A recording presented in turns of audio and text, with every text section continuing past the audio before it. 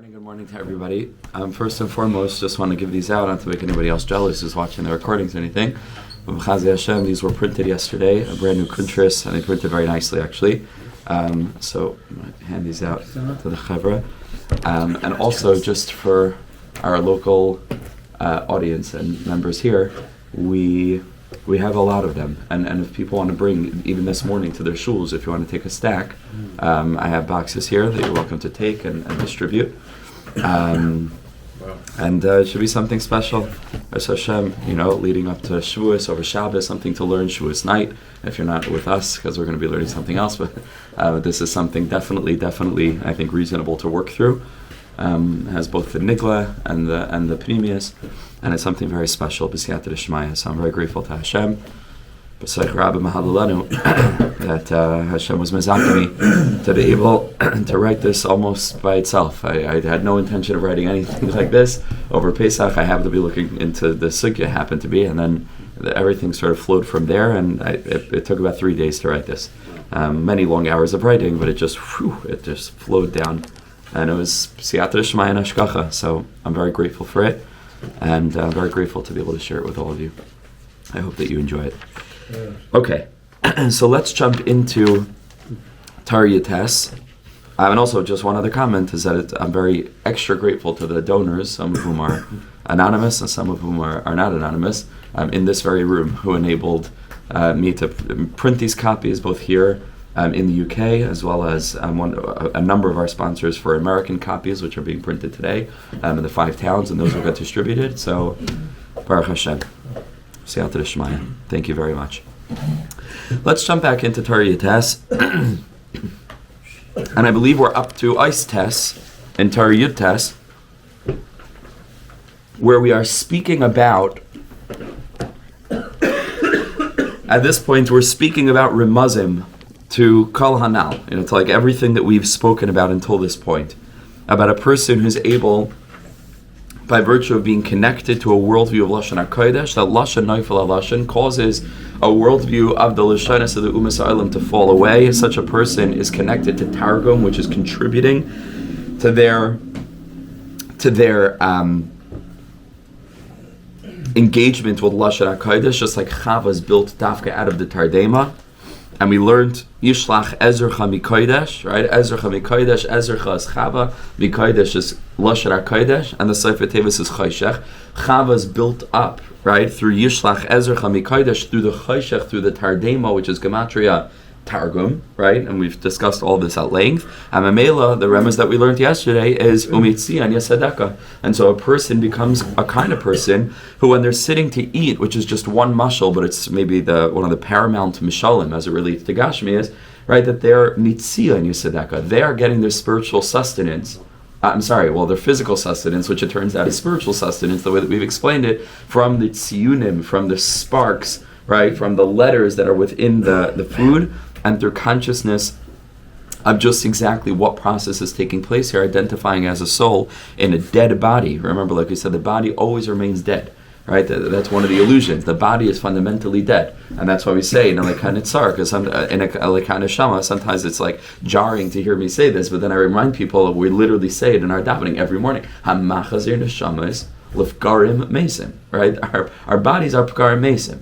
All Gashmias and all aspect of Malchus is Pegarim Mesim. It's only ever a Kli. Why is it animated? Because it has spirituality that comes into it, both B'chaim, right, which was Hashem, we should all live long and happy lives until 120, as well as Achar Misa, which are the Bechina of the Kusta de Chiyusa, the Bechina of the Luzbon, right, the aspect of that little bit of energy that remains within the body to keep the nefesh, shebenefesh, a little bit connected to the higher maracha, so that at the time of Tchias HaMesim, all the other bechinas can come down into the body, the seder, but the body is dead, right? And so when a person eats, the body is not getting sustenance. Eating fortifies the connection between soul and body, and it's the soul that animates Tamid, right? This is the way it always is across every single aspect of Guf and Neshama, all throughout the created world and everything that we interact with. So Mamela, from this perspective, and this is the perspective of the Tzaddik, eating is totally spiritual. Because it isn't pshat that eating physical food is giving life to my physical body. There is no physical body, there is no physical food. It's all energy. It's all chiyas, right? And when a person is able to know more specifically what energies are in the food and what spheres they relate to and what Hebrew letters they relate to, then he's getting sustenance mamish from the Isius, which, like we said, is an encounter with the Kodesh Baruch Hu. Through the lens of the Baal Shem Tov, it isn't stam Kabbalah, it's like spiritual, mystical. It's all about relationship, always. And that means that what really sustains us is the relationship. What really sustains us is the contact with the divine that a person experiences through the food, which is the aspect of umitzia and yisadaka as a result of yishlach ezercha mikodesh. And that's why Rav Nassan reiterated what Rav Nachman had said, is that not enough to be a chacham. A person can know all of this intellectually and still be locked out of it from an experiential standpoint. A person needs to be both a chacham and a tzaddik to make sure that the person is living in a world of meaning. Memela, if a person is living in a world of meaning, so then they're able to activate the letters that they encounter when they sit down and they eat. Okay, that was a little bit what we had learned up until now. Really not a little bit. It's been like 6 hours so far of learning Torah Yates, but Baruch Hashem, we're immersed in it. And here, we're going to try to make a push. Okay, we'll see. We'll see how far we get. So let's take a look at Ice Test. Misha oiches b'madrega zu. Umitzia and Yisadaka, when a person is holding on to this madrega, Umitzia and Yisadaka, mizemei ir libai. So that is going to illuminate their heart. Like we said, why shot their heart? Because we used the pasuk in Rus, Vayochal vayesh vayetev libai, that their eating and drinking was plugged into the yitav, which was the aspect of what? What was yitav?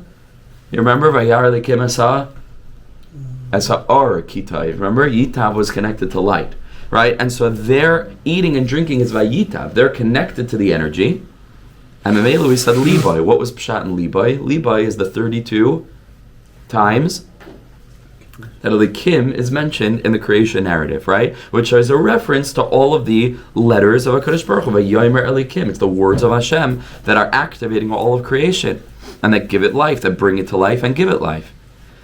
So Mamela, a person who's eating on the level of Yisadeka's Umitzion Yisadeka, Tzion being the aspect of the letters, right? The Hebrew letters, which are tziyunim, which are all simanim for energy. And also we said yesterday at the end that tziyon is gematria Yosef, and Yosef is the aspect of Shemir Sabris, which is what makes this whole thing go round.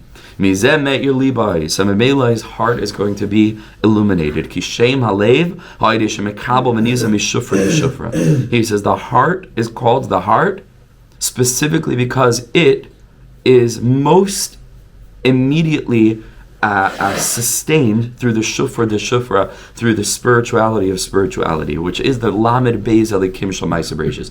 That's why our heart is called the heart, because the heart really becomes the sort of the energy center for all of Gashmias, because it's the blood that carries the nutrient, that carries the oxygenized energy of the body. So it's all ruach, really, right? But it goes into the heart, and from there it spreads through the veins to all the cells in the body, and every cell gets its oxygen through the heart. So Mamela, the heart, right, which is sustaining all Gashmias, which we now understand not to exist in and of itself, but to simply be an expression of spiritual energy. Mamela, of course, the heart is going to be called Lev, right, because it needs to draw on the 32 Elikims of Ma'aser Bereishis. That's why it's called Lev. It isn't stam a remez to the 32. That's why it's called Lev.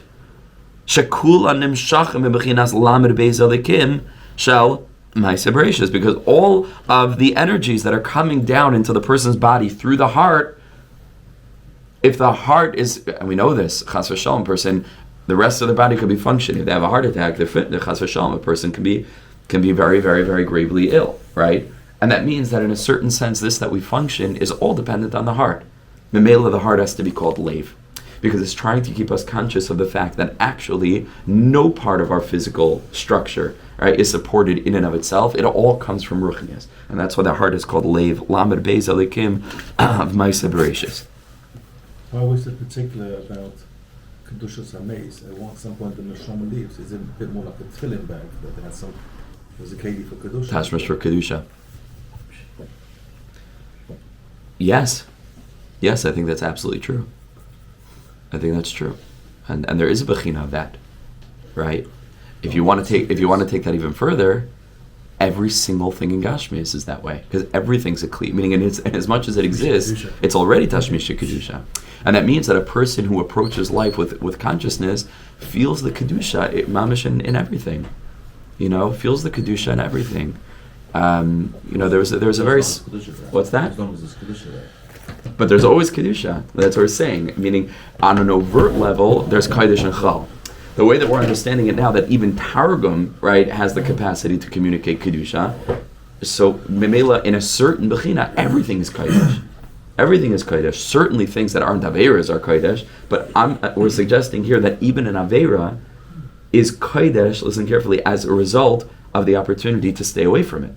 But that means that even there, it exists, right? In order to exist, there has to be a heart, right? That's what we're saying. In order for there to be a heart is Lamed Beis Elikim D'Maisa Bereshis.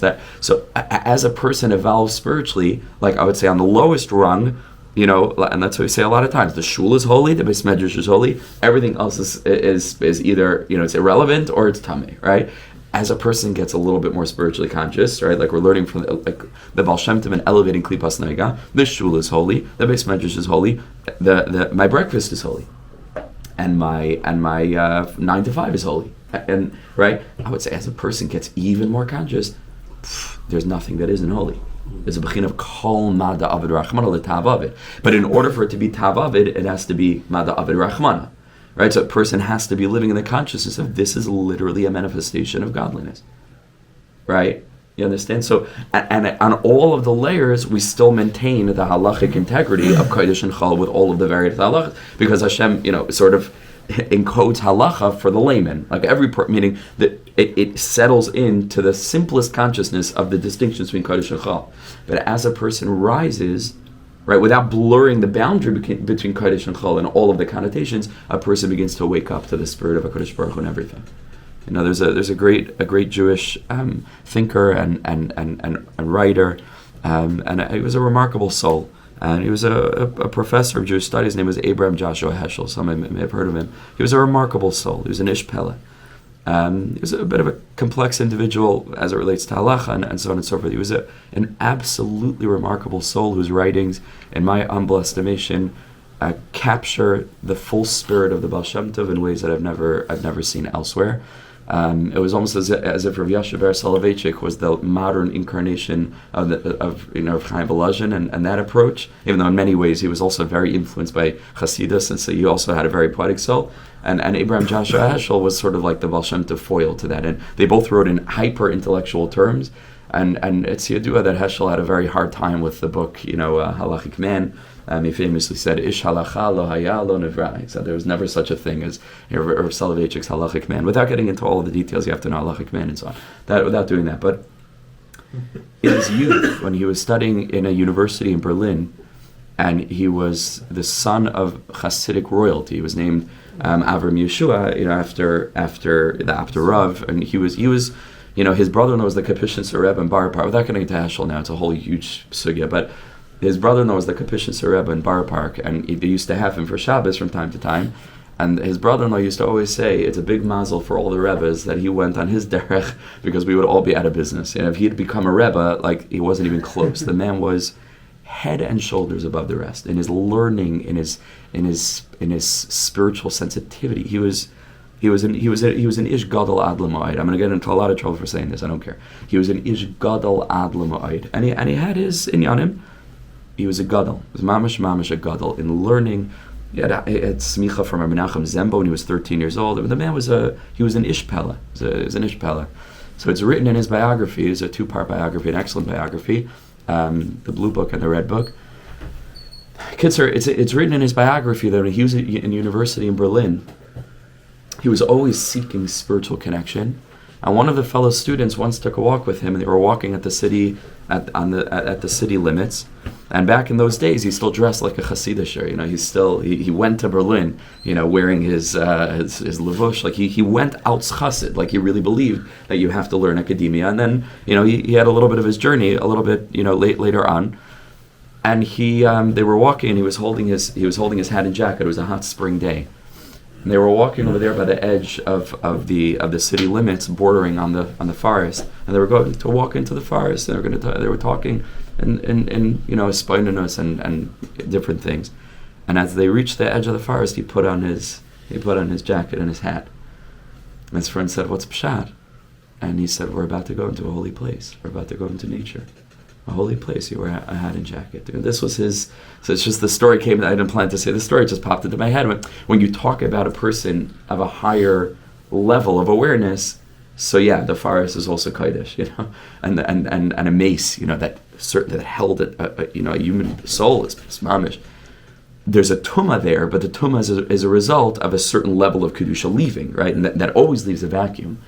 But there's no question about it. In a certain sense, there's kedusha there. But imagine if we lived with that awareness. You go into nature and you're cognizant. This is not stam. This is a manifestation of it. This is the lave, right? This is the lave. And a person who lives in this way has a heart, because the heart is awake, and they're awake to the heart of the world.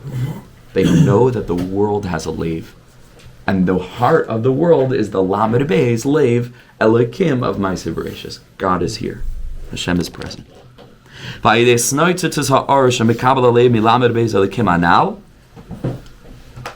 When a person is living in contact with the Lamed Beis Elokim, like we spoke about, which are the letters that are scattered throughout the whole of creation, then his face is illuminated with this light. This person has light on their face. But Bechinas, Pasuk says in Mishlei, Leiv Sameach Yetiv Panim. A Leiv Sameach, a heart that's joyous. And how could a heart not be joyous when it's activated in this way? Yetiv Panim. Yetiv Panim, it betters the face. It improves one's face. And when a person's face is illuminated with this level of refinement, so then go back all the way to the beginning of the Torah. Then others are able to see themselves reflected in the face of this individual. Why? Because what was the issue with a person not seeing themselves? Right? What does it mean that now they're able to see themselves and then they recognize where they are in relation to where this person is because they never had a greater hasaga of what they could be. And this is what they thought a Jew is. This is what they thought a human is. So this is how they are. On a simple level, a person comes into contact with greatness, then they see, there's Efshar liot mashu acher, and it's possible to be something else. Rabbi Nachman said, like we said yesterday, he wanted each and every one of us to be tzaddikim. So all of a sudden, it expands the horizon, and it can get higher madregas and deeper madregas. Oh, there are deeper hasagas. I could do this avodah. I could do this not beyond me. This is expected. Wow, I never knew this, right? And that was like we said yesterday. Rabbi Nachman was such a good symbol for that because he kept on trying to express that he wasn't anything special. That all of us were expected to sort of reach these madregas. Each person in their own space. So that's true. But on a deeper level, why dafka a person with a lave who's plugged into the lave of the world, that such a person is going to be able to communicate this, is because this person lives life with a deeper perspective and a deeper perception. So when a person comes into the energetic field, right, of such an individual, there's a part of them that wakes up. Right? There's a higher part of them that's memela because this person's been activated by the energy of this individual who lives his whole life this way, who sees his breakfast in this way. Memela, such a person is going to naturally wake up inside, and that's what all the tzaddikim did. When a person went, for dollars by the Lubavitcher Rebbe, it's not I'm trying to explain there are two layers, right? On one level, here's a great man. I'm probably insignificant, in relation to this. And so, wow, it's inspiring. That's true on one level. But I'm expressing that there's a whole other level to it. That this man whose greatness isn't stam, the Lubavitcher Rebbe's greatness was that he saw greatness in others. He believed in the greatness of and the dignity of every human being. He believed in Gula. He believed in Mashiach. He believed that, So Mamela, somebody comes into contact with a person like that, wow, they are activated. Right? And that's the Indian of the tzaddikim. That's the Indian of the tzaddikim. We're going to see this, by the way, without getting too much away, we're going to see this explicitly in Torah Lamed Gimel, as Hashem we're going to get to in the next few months. We're going to see Lamed Gimel, And also, we're going to understand, without getting into the depth of this now, because I don't want to go off to different Torahs, we're going to see that this is the motor, this is the engine, this is the underpinning of Rabbi Nachman's most famous teaching of Azamar Lelekai Ba'idi 282. Right? Which is the famous teaching that if you find a good point in someone else, you can change their life, right? And in Lamed Gimel, Rabbi Nachman explains who are the people who find the good in other people, the people who have first found the good in themselves, and first find the good in everything else. Memela, such a person, right, who sees the good in others, you could change their life. Huh? Yeah, well, yes, but I said we're not going ahead. Yes, we're going to see that there. Yes, the whole Torah over there is about finding the goodness. There's the 32nd word. In? Is it really? 32. Wow. Okay, we're gonna have to look that up. Amazing. Okay, incredible. Beautiful, right? So here's the Rebbe saying, "Leiv sameach yetiv panim, ukeshepanav meiros bezdakos hazeh," and I think that's why he uses the word hazeh, right? That when a person's face is illuminated with this refinement, which is a result of a person living in this way, as ayuchala acher leres panav bepanim hazeh kamay b'mare, then a person comes into contact with this person, isn't stam pshat that they feel terrible about themselves because in relation to this other person, they're so low, and so hopefully that inspires them. There's a reason why they feel lower, not because they themselves are low, but because they come into contact with a person who is seeing the best in them and in relation to their higher self. You understand? Not in relation to the other person, because how's that going to be encouraging? On the contrary, you come into contact with a tzaddik, you feel like garbage. When Reb Chaim Kanievsky was nifter, people weren't inspired to learn Torah. People got super discouraged because all of a sudden you start to know what this person's life was like, and in relation, it's like we're not. So a lot of people were chalishas hadas, and I had to give a whole shiur telling people that it's not the inyan. It's still on YouTube. It's not the inyan to take a person who left the world and now we have to imitate their avodah. That's not the concept. The concept is he was diligent in avodah for him. The limud is that we all have to be diligent in the avodah for us, right? That's the limud. But otherwise, people are getting very discouraged. Well, what's my learning? Klape, like it's not even close, right? So that could be discouraging. The way that we're presenting it now is not pshat. That's simply in comparison with them. I'm not where I'm supposed to be. It's in comparison, listen to this, to the higher part of me that they activated. That memela in that bechina, I'm able to see myself in a mirror, not simply the pshat that I see how terrible I am in relation to them, but I actually see my true self. I see how essentially holy I am. Memela, I'm gonna wanna chase that. I'm gonna want to manifest that and bring it out and reveal that aspect of my soul. Leiv sameach yetiv panim, u'shepanav meiris bezdakos hazeh, as ayuchala acher leres panav bepanim shaloi, bepanim hazeh kamay b'mare. He's able to see his own reflection, and we're suggesting a higher reflection, like in a mirror. U'lischaret v'lasha b'tshuva k'niskalel, and then he's going to regret being connected to lower experiences, and he's going to do tshuva. V'zeh b'chinas. Can't make this stuff up, 2 days before Shavuos. Panim bepanim dibra Hashem imachem.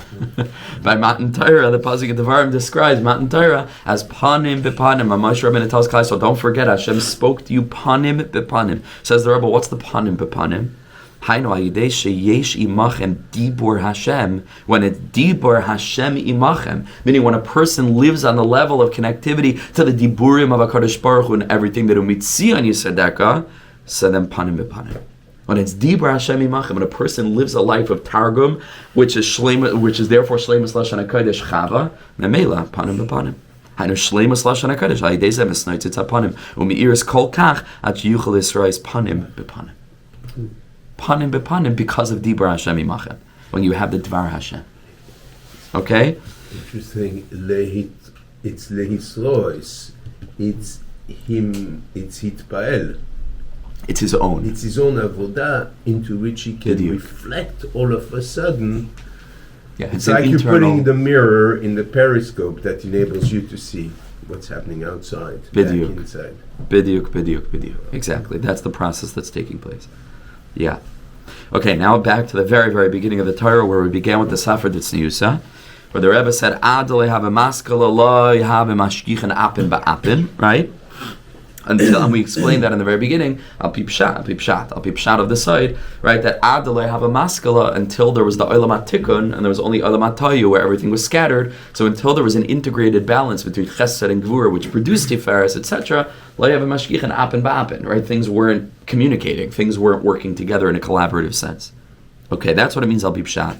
Says the Rebbe, now we could understand the Sabr Ditzniusa in the deepest way, in the mamish the deepest way. Adle have a maskala, says the Rebbe, Hainu, this is a reference to Shleimus Lashon HaKodesh. Until there was Shleimus Lashon HaKodesh, meaning until a person lives in their own life with contact with the oisios that are scattered throughout the Klibas Noiga, the aspect of Tardema, the aspect of Targum, and thereby their whole existence is a Bechina of Lashon, which is Malchus HaKodesh, transmitting Tiferes, transmitting Kutchabrichu, in the Bechina of Yichud Kutchabrichu Shchintei, Yaakov and David, Kol and Dibor. So Adeloi have a maskala until there was, right, meaning all the while that there was not Lashon HaKodesh, until there was Lashon HaKodesh. So it says there, why is it called Lashon HaKodesh? And Ikra maskala, al shem sheshakal HaKodesh Baruch Hu b'rtzoneh ha'oisius k'niskala el. The reason why Lashon HaKodesh is called maskala is because it's from the bechina of shakal, right? A tuf is a shin, a shar is a tar, right? So tuf is a shin. So it's shakal. What's shakal? Is HaKadosh Baruch Hu weighs out the different letters that are necessary, like we learned in Eis Ches, because this string of code, like we said, becomes bread. This string of code, right, becomes water. And it's all the shekel, the shikul, of being able to bring all of these specific energies together, that in this code, coming through the sort of the front end of reality, will become the various colors, will become the various surfaces, will become the various elements, all the different elements that combine to create very particular creatures and creations. So there's a shikul there. The Bechinas, the pasuk says, "Laseis ruach la ruach mishkal." HaKadosh Baruch Hu weighs out the various winds or the various spirits. That ruach can mean wind. It could also mean ruchnias. So what is the shikul of ruchnias? Is the oisios. Because the oisios are basically wicks, very specific wicks, that are drawing down onto them very particularized flames. Then when you bring all these wicks together, it produces a unique torch, right? But the shikul of ruach, because ruach is just klali, spirit, to be able to bring down different aspects of the ruach and to delineate and differentiate between them so that they can combine to create separate objects and items, which is the aspect of Misha Amar La'olamai die. And so you can say that, what does it mean, Misha Amar La'olamai die? It isn't just who said die, but if you're medayik, it isn't just, it's Misha Asa La'olamai die or Misha Amar La'olamai die. Why? Because it's the Amira that itself produces die. Misha Amar La'olamai die. If you want to go really deep into Kabbalah, Mi is a reference to Bina. And Mi Sha'amar, right? Amir is Malchus, that's the last Hey Yud Kevavke. Mi is Bina, is the first Hey Yud Kevavke. Mi Sha'amar, right? When Bina, which is the womb, which is the collective, unified soul of creation, is channeled Mi Sha'amar, right? When Mi becomes Amar, so then La'olamai die. Right, then everything in creation has its aspect of dai. Right, what is dai? Dai means that each thing has its very particularized boundaries and borders. Of course, dai is also the letter hey because it's the dalet and the yud. Right, and so those two things come together, which is very deep. Not for now. Right, so this is the bechina of Misha Amar La'olamai dai. Everything has its dai. And that's the bechina. I could already hear the puns in Amram's head already. I heard like 5 of them already. Give us one of them at least. Misha Omar is practically Taria. Misha Omar Dai is practically Taria. Is what is practically? Practically Taria. Taria. Misha Amar, you're saying? Misha Omar Dai. Misha Amar Dai. I'm not sure. It's I'm not a math guy, but I'll leave that to you. So this is, it wasn't a pun, but we'll take a gematria also, for the Evan. We'll take a gematria. So we'll figure it out afterwards. Misha Amar La'olamai dai is the aspect of the shikul. Lasis the ruach mishkal. If we want to make a shikul for ruach, it's the oisios. Sheshakal HaKadosh Baruch Hu, kach v'kach oisiyos l'chol davar v'davar. This amount of letters, which like we said the other day, it's not just letters, because in Hebrew letters are also numbers, and so it's literally code, right? It's literally mathematics and equations. As we already described in Esches. So says the Rebbe, Ad deloy have a maskala. What does it mean, Ad deloy have a maskala? Until there was Lashon HaKodesh, meaning all the while that there was not Lashon HaKodesh, says the Rebbe, beautiful. How do we so what does Lashon HaKodesh produce? What does Diber Hashem Imachem produce? Panim bepanim. So ad deloy have a maskala, if there was not the Diber Hashem Imachem, so then there's no panim bepanim. Says the Rebbe, okay, beautiful, loy have a mashgichan, apen ba'apen. There was no aspect of one face looking at another face. Adayin loy have a b'chinas panim bepanim. Because apen ba'apen means, right, there was no connection. Right? And so all the while, it's so deep. And saying, I wish we could just sit in silence over this. And talking is such a tzimtzum. This is such a deep thing. Understand why? Why is it so deep? It's deep on millions of levels. But it's deep because what this really is saying is that a person, going back to, because Yehuda really unlocked the whole sugya with the objectification comment, all the while that a person is okay. What's the Indian? I have a share about this on YouTube. It takes a whole hour. These are big, big concepts. I'll just say it very briefly. What's the difference between an object and a subject? What's really the difference between an object and a subject? There's one word that I'm listening for. Okay, put it in another word. Put it in another word. I. A me. Means. So it means. Yes, but that's a derivative. Take it back to the essence. What's the essential difference? The essential difference, I think you said before, is I, right, or consciousness. Yeah. Mm-hmm. A subject is conscious. An object is not conscious. Mm-hmm. Where is a person's consciousness expressed? Most specifically, I'll give you a hint. Where do you look at a person when you're talking to them? Their face, right? More specifically, their eyes, but the face. The face is consciousness, right? The face lets you know there's something in there that isn't just sensed, but senses. Now it's true there's a sense of touch throughout the person's whole body, but ultimately, we understand that it's what makes a person human, right? Is the hearing and the seeing and the smelling and the speech. There's a consciousness there, and we look at the face because that's the seat of consciousness. Subjects have a face. Objects are faceless. If you want to know where to look for Mar Makam on this whole sugya, there's a French philosopher called Emmanuel Levinas, and he was the philosopher of the face. Okay, without getting into it, a lot of his writings are on this topic. Absolutely brilliant. Also a Yid who had a very, very deep connection to Jewish studies. Also, on his journey, but he was also a great soul. You don't have to be religious to have a great soul. You don't have to be religious to be a gadol. Souls are things that come straight from Hashem. Before or out, or like beyond the person's actions or choices. He was also a gadol. You know what I'm saying? There are different Aleph Abdallahs between gedolim that manifested their spirit in a way of kedushin Torah. Not to judge anybody, but just to say he was a gadol too. A gadol. And so he's writing about the philosophy of the face. This is what he writes very clearly. A subject has a face, an object doesn't have a face. All the while that a person engages with this world, objectifying things, B'meila, nothing in this world has a face. And that's how most people live in this world.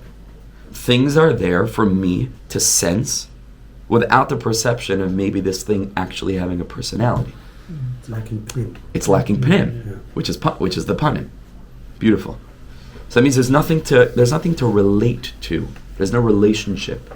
It's all a matter of consuming. Everything is just consuming.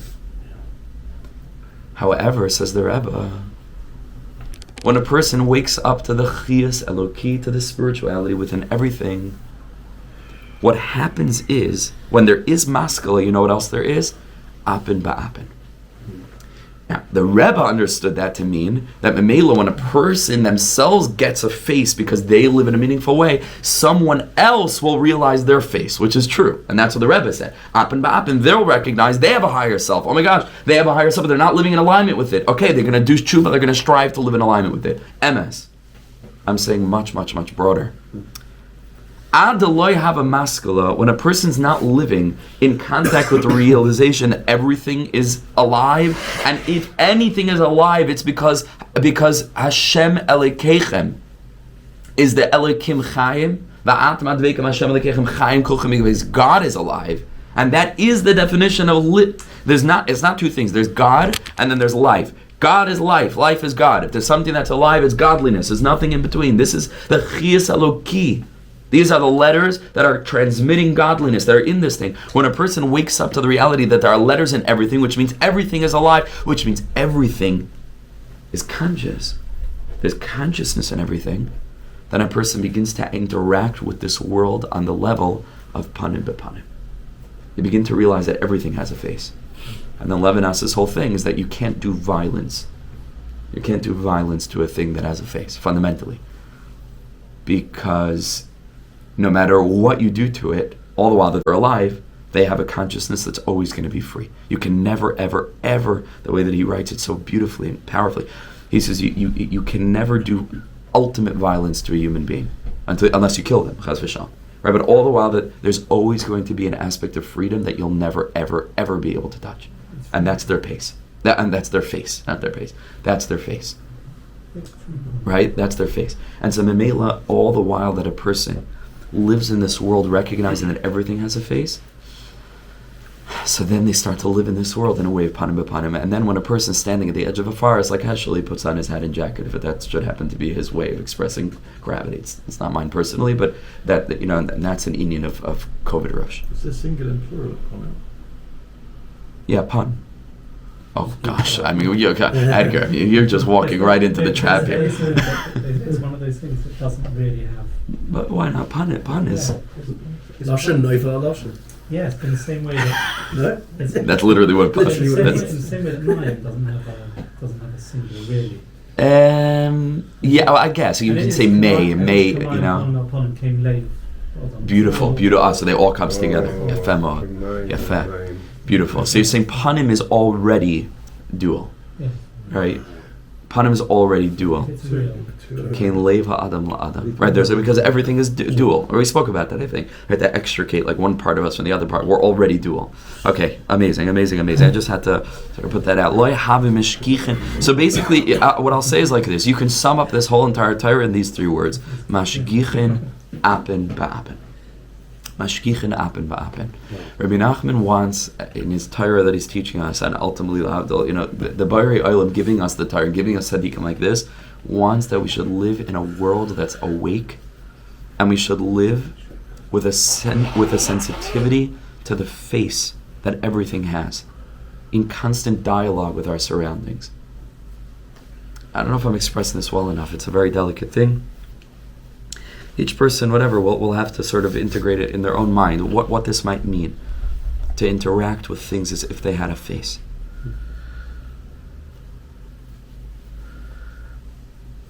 Adayin lo yahava b'chinas panim bepanim ki efshar liskus. And now the Rebbe takes us back into the more literalist interpretation. That was a little bit of a deeper layer.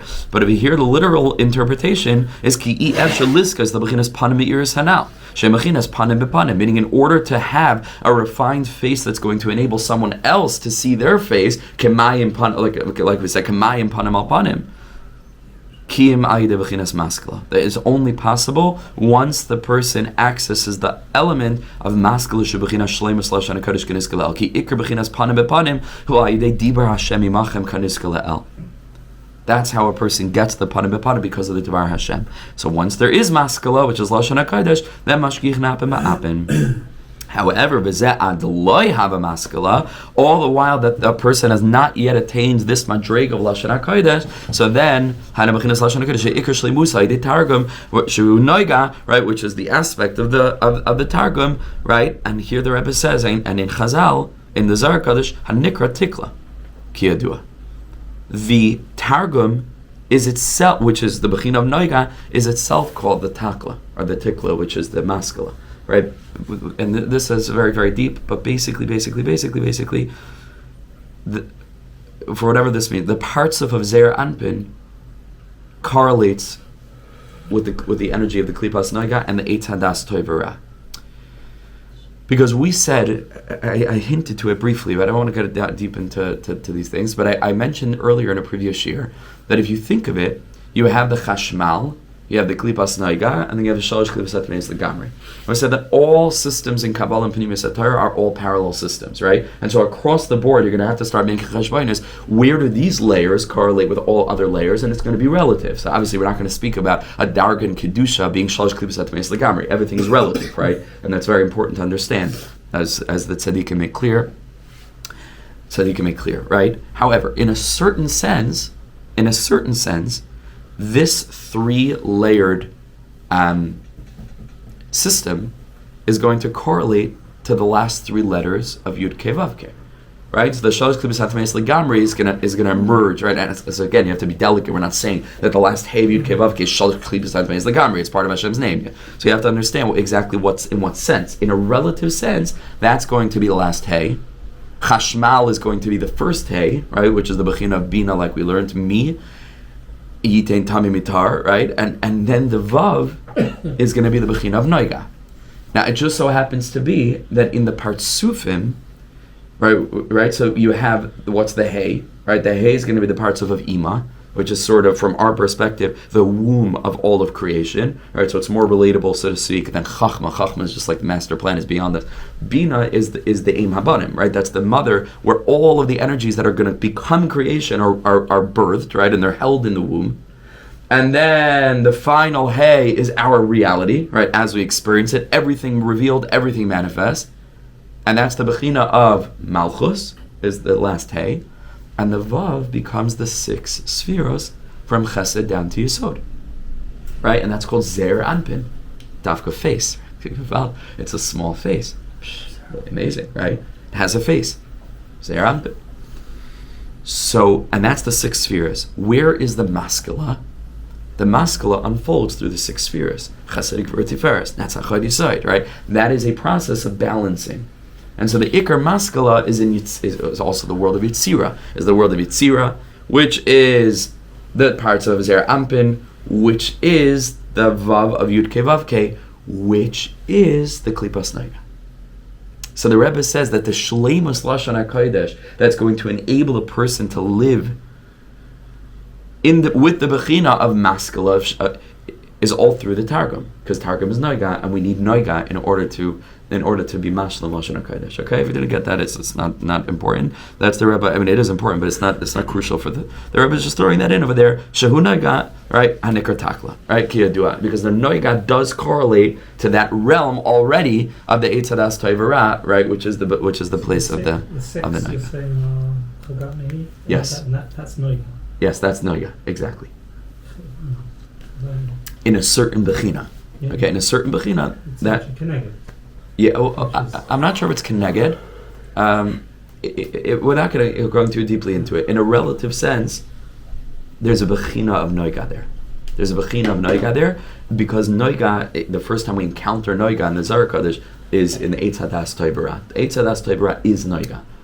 Right, and again, it's a huge sugya. They went into the Bechina, and this is Adam and Chava's Chet, right? They went into the Bechina of Noiga, where it can go one way or another, and that's the 6 spheres can go one way or another, right? It can either go to the side of Chesed and Netzach, or it can go to the side of Gvura and Haid, etc. Okay, but the whole thing is the maskala. Okay, let's move on if that's okay. Is the weighing machine? Is weighing machine is a scale. Okay, so now we go back to the very beginning of the lesson. Says the Heilige Rebbe, now you can understand the difference between sitting somewhere else and learning the Torah of the tzaddik that's sent out through Sfarim or through other people who heard it from the tzaddik and are giving over the Torah, right? Or sefer, or sitting in front of the tzaddik himself.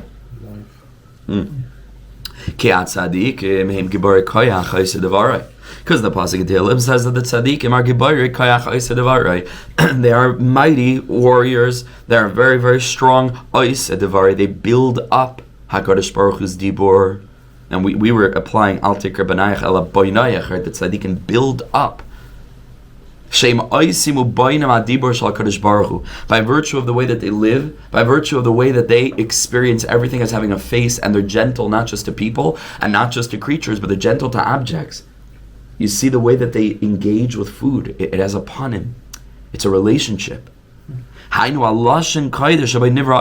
living a life of Targum Klipas Noigad Memela. They're living a life of Lashon HaKodesh. But Bechinas Nimlach B'Nishmeseim Shal Tzadikim U'Baras Ha'olam. HaKadosh Baruch Hu, who created the world with words, was Nimlach, consulted with the Tzadikim. My high.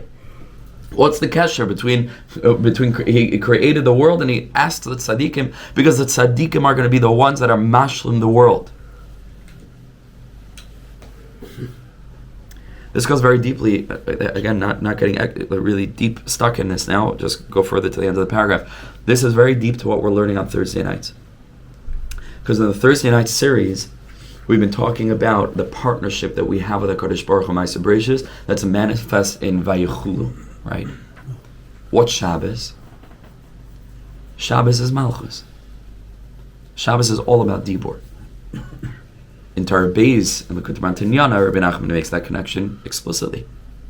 Dibur is correlated with Shabbos, as the pasuk says, "V'daber davar hiluchecha v'daber davar." Right? Shabbos is connected to a holy speech. You have to speak differently on Shabbos. Why? Because Shabbos itself is speech. Shabbos is Malchus.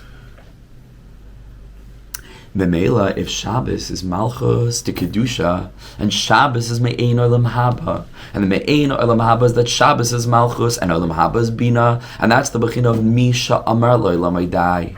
That we're able to utilize the portal of the Amar, which is the Malchus, to bring us into the realm of Bina, which is that Shabbos, which is Me'ein Olam Haba, serves as a portal to Olam Haba proper, right? And a person lives in this world already in a Bechina of Olam Haba, like we learned in Torah Hey, that all the while that a person is able to see that there's no difference between the good things and the bad things. It's all a communication from a Kodesh Baruch Hu. It's all a love letter.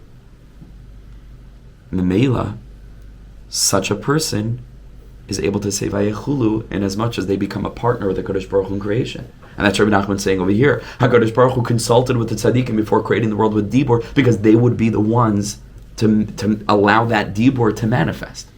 So the tzaddikim literally are boina the world, because the world relies on the Dibur, which is communicative vehicles for the spirituality of God, and it remains latent all the while that there's nobody to notice them. It's like, if a tree falls in a forest, doesn't make a nobody's around, doesn't make a sound. And in a certain sense, no, right? Because consciousness is literally what brings reality into being. If there's no consciousness in the world doesn't exist, right? Because there's no one there to experience it. We are the ones that make the world alive. We're going to learn about this in Torah and Beis. There's so much to get to, I'm telling you. I would just literally, if I didn't have other things to do and we didn't have jobs, we would just sit and learn this whole thing. And maybe that's what Olam Haba will be. Just be matayel, like in all of the various Torahs that are all interlocking. We're getting a little bit Mein Olam Haba every morning a little bit, but to immerse, we're going to mamish learn this in Torah and Beis. That's what Torah and Beis says.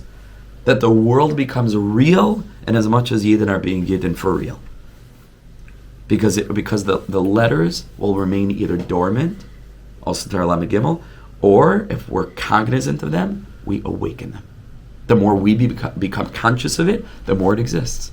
Memela, the tzaddikim are partners of the Kodesh Baruch Hu in creation, and each and every member of Klal Yisrael is invited into that role. Friday night, as Shabbos comes in, when we say Vayechulu, and we're able to partner with Hashem. So he says that's pshat in Nimlach b'nishmeseim shal tzadikim u'baras ha'olam. Ki al yedei ha'sha'shuim she'ra HaKadosh Baruch Hu she'yikabel b'nishmeseim shal tzadikim. From the incredible shashua, from the incredible delight, right? That HaKadosh Baruch Hu saw that he's going to get from the tzadikim. And shashua is the bechina of panim el panim. It's sha, right? It's both. It's an aspect, it's a dual pleasure, which means it's the pleasure of relationship, which means that HaKadosh Baruch Hu created the world so he should have a relationship with every person, not just in a general sense, but that a person should develop the cognizance that ein oid milvade means that I can relate to HaKadosh Baruch Hu panim bepanim in literally everything. That's the shashua, right? That's a dual delight, because it's panim bepanim, shashua. Shara HaKadosh Baruch Hu she'yikabel min hashmisem sal tzadikim al yedei zeh b'devar Hashem shamayim nasu u'beruach piv kol tzavam. So HaKadosh Baruch Hu created the heavens with a dibur. U'berach piv kol tzavam, and HaKadosh Baruch Hu created all the hosts with dibur. And the tzaddikim are the ones that manifest this. Because by virtue of the way that they live in this world, the tzaddikim are literally oisei devare. They allow the dibur to manifest. They build it up. They create it. They they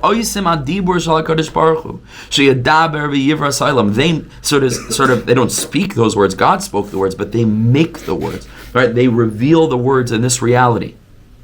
They bring those words into the Olam HaAsiyah. And that's the way that it was already planned, so to speak, before the creation of the world. This is how it would be. And Gam Achshav, is a dibur me'HaKadosh Baruch Hu. When a tzaddik wants to hear a message from Hashem, they first have to construct the letters. That's how God speaks. Everybody's waiting for a message from Hashem. They don't realize that the whole of creation is literally a message from Hashem already. So in order to hear the message, the tzaddikim first have to build up the letters, hainu, which means, right, which is the bechina of Yosef HaTzadik Shmir Sabris, Tzidkus, Zoich and the Shema Dibur me'HaKadosh Baruch Hu. And then they hear the messages and everything. And they hear HaKadosh Baruch Hu communicating to them, because He's already communicating to them. The question is whether we're listening. Nimtza she'elu adiburim nishava v'nivnu al yadam. Memela, so in as much as they're cognizant of this message, the message was created by them. It wasn't created by them, it was already spoken, but they allowed it to manifest. V'zabachinas oise devarai l'shmoya b'kol devarai. Oise devarai. What's oise devarai? Oise devarai means they build up, they make the word. And that means now they're able to hear the messages. When they want to hear from Hashem, they build up the letters, live in a way of Lashon HaKodesh. You'll hear messages from God, mamish, all the time. Now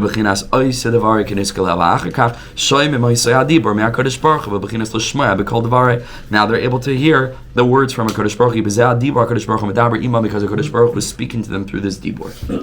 Let's just finish up. You know what? We're going to continue this tomorrow. That was a deep one. Huh?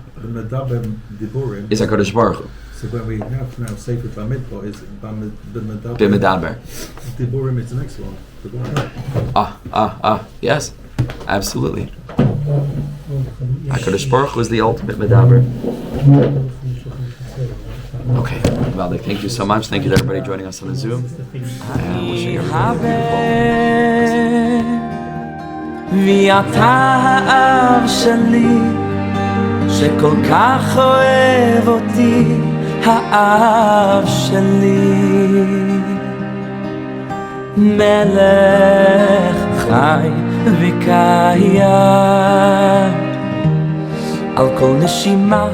beautiful